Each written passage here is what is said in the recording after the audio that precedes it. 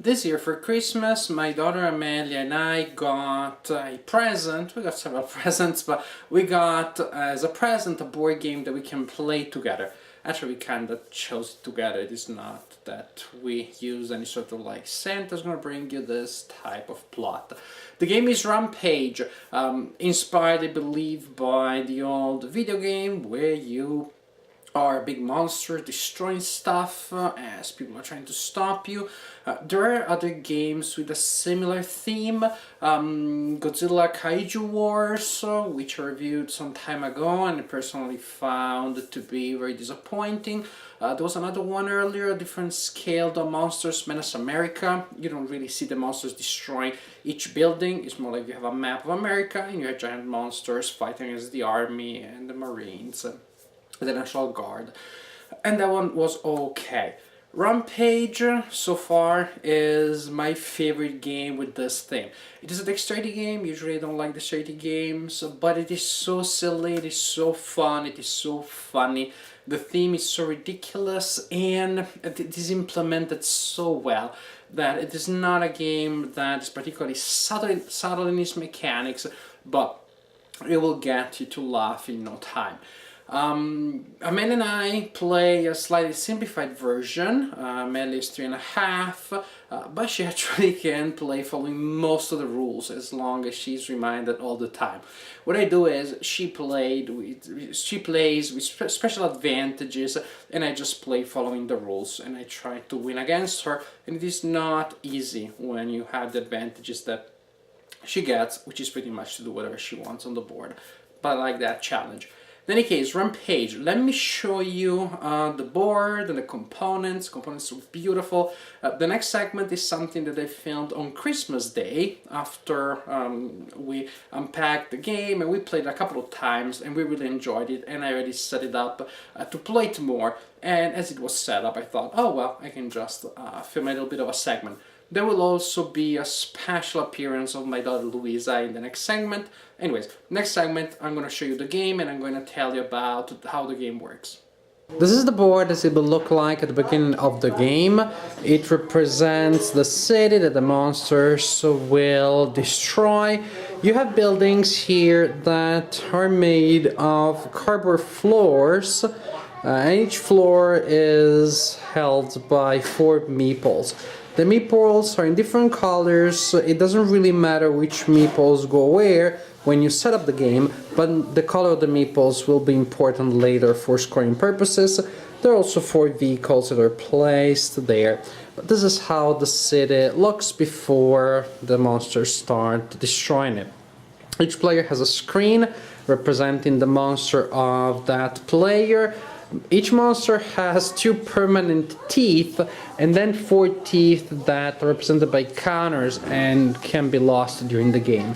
Each player also has a monster which is represented by a main body and a pawn with the paws, with the feet of the monster.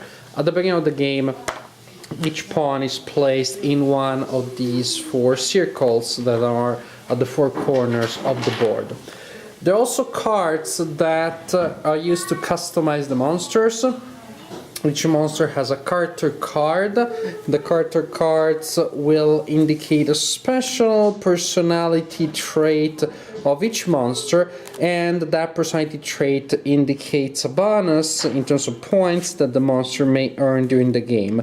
For example, the destructive will gain 10 extra points if he has destroyed more floors than anybody else. The tourist monster will score extra points for destroying the black meeples that represent bankers, CIA agents. It's unclear to me.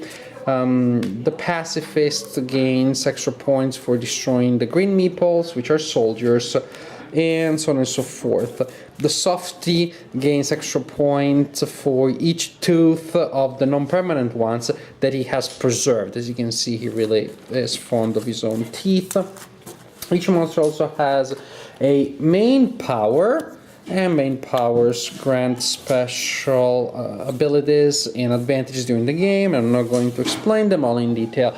Also, each monster also has a secret superpower, which is kept face down at the beginning of the game, and then you turn it face up when you use it during the game. Again, fun stuff, interesting things here. So far, Amelia and I played the game without the cards to keep things simple, since she's 3.5, and we have had fun that way. I don't think that the cards are strictly necessary, especially if you are younger than 5. If you're older than 5, and that's likely since you're watching this video, well, in that case, you can use the cards. I'm sure that they add some replay value, and they will add some in-your-face type of moments when abilities are used confrontationally. Now, back to the main game. When it is your turn, you have 2 actions that your monster can perform, and they can be performed in any order, and you can repeat them. You can move your pawn. At the beginning of your turn, your monster should not be on your pawn. To move that, you simply do the traditional flickering move, like this. Ta-da! And that's it. That's one of my 2 actions. If your pawn flies off the board, then you break a tooth and you lose one in your teeth there.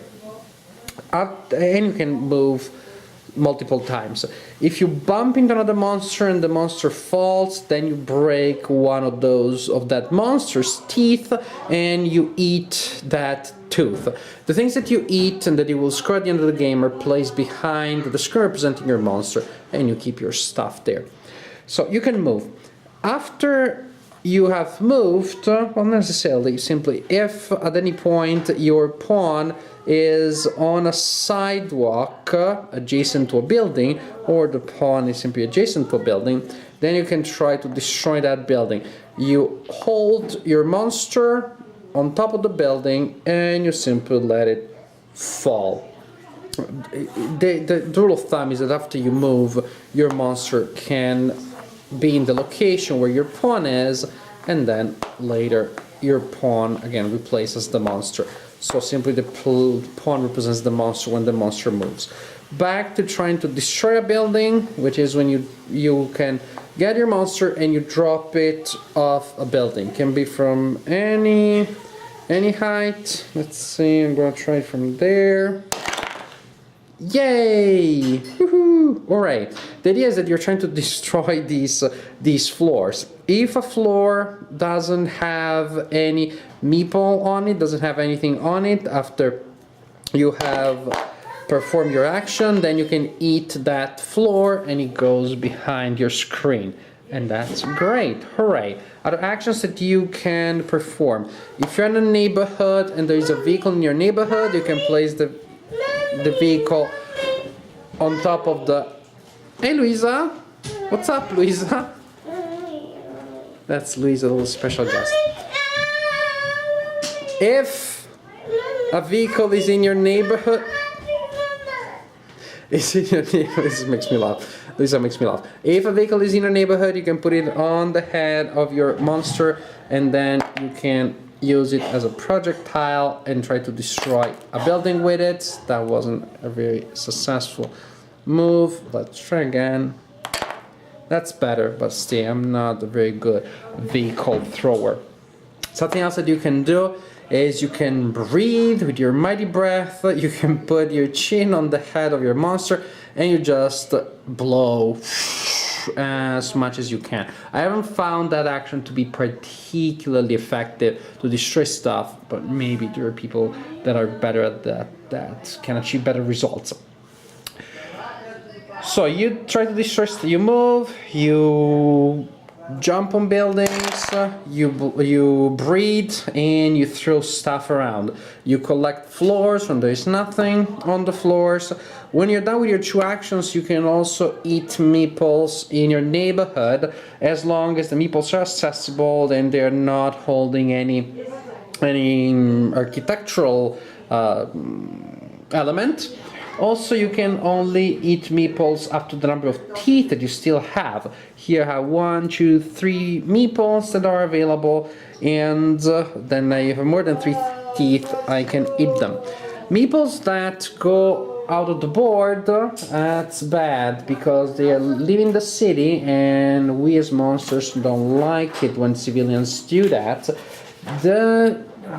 I've lost something because the meeples that leave the city go on a special display, and when the display is full, when rows of that display are full, there are penalties. I have no idea where that went. Maybe it's under the board. I'll look for it later, but the concept is that when there are meeples on that display, you will receive penalties. Looking, I can't find the actual thing. Oh, here it is. I found an illustration. Here it is. An illustration of the display. There are two sides, side B and side A. As you can see, the meeples go on these little areas here, and then there are disadvantages that you have to face when the rows are full. That's pretty much the basic idea. Players are trying to destroy stuff, to break other players' teeth, to eat meeples, to eat floors, and to meet special victory conditions and point conditions to score as many points as possible. At the end of the game, the player with the highest amount of points, of course, is the winner. Well, I think I anticipated most of my conclusions in the intro. This is a fun and funny game. There's no subtlety in here. It is a game where you throw stuff, you drop stuff, and the board will become incredibly messy, but that is all part of the experience. It is a visual game, it is a tactile game, it is even a pneumatic game, just because you blow so much. I don't know that that's the word. I don't know that there is a word for something like that that applies to game design. It is a multi-sensorial experience with a lot of fun stuff happening, a lot of laughs. You can role play, pretending that you're this big monster. It works beautifully. When I play with Amanda, she loves it. She has been asking me to play it many times since.